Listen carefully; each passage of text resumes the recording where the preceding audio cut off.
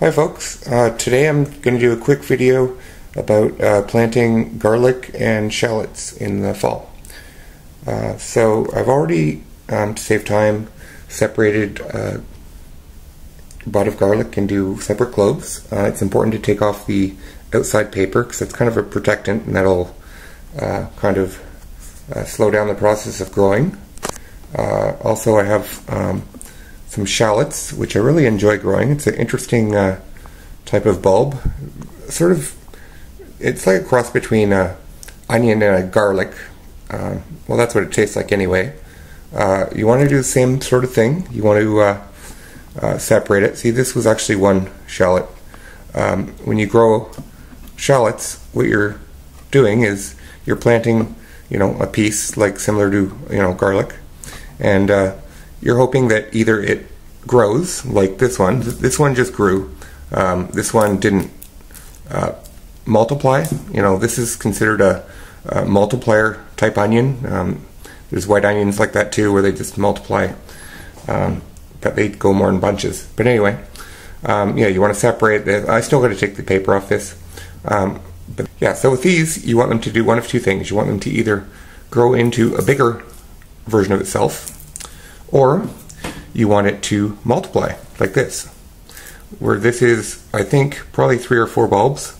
I only have one hand free, so I can't really do that on camera, but it's probably 3 or 4 different cloves, as you can call them, within there. So that's good too. And for that reason, and same with multiplier onions, it's good to plant like smaller ones. If you're already starting with a big one like this, it might not work very well because, how's this thing going to divide into 5 different ones? It's kind of crazy. I mean, it'll work, but you'll probably end up with just some other smaller cloves growing around this one.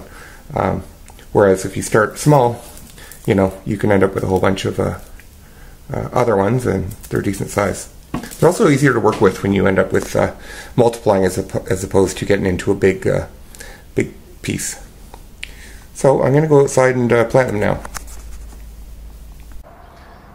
So here's a raised bed that I top dressed about maybe 3 weeks ago with wood chips and things like that.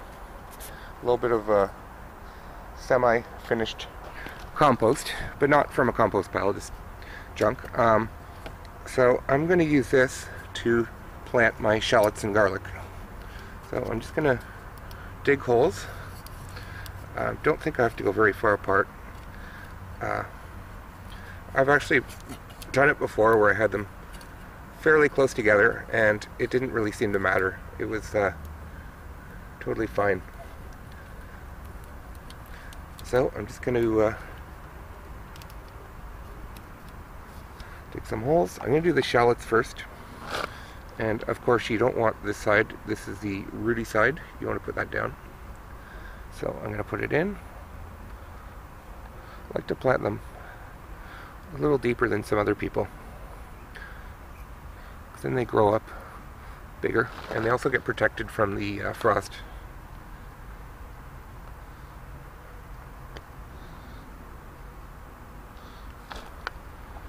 It's also good with these to find a way of marking them. Because, once they're buried, that weed in there. Once they're buried, you might forget about them.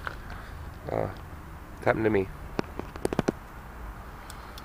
Also, for planting these, if you are in any sort of rough soil, hard soil, you want to really work the soil underneath.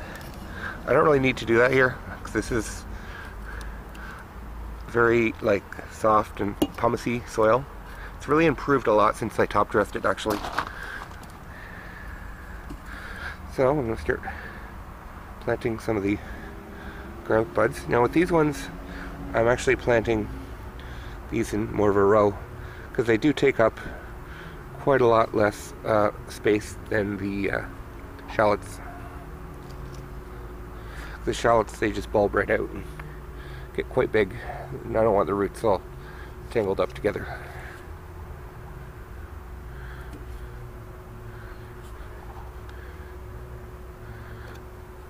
And that's it. It's pretty much one of the easiest things you can plant, because it basically takes like 2 minutes to plant a decent amount, and then, you know, it's one of those things you don't really have to water. I mean, if you have a really bad spring, you might have to, but I've never had to water them, as long as they're in decent soil. This is October 20th. I don't think I'll be getting any frost either for a few weeks. And it's funny, I even have strawberries still. So, that's it for now. Everybody have yourself a good day.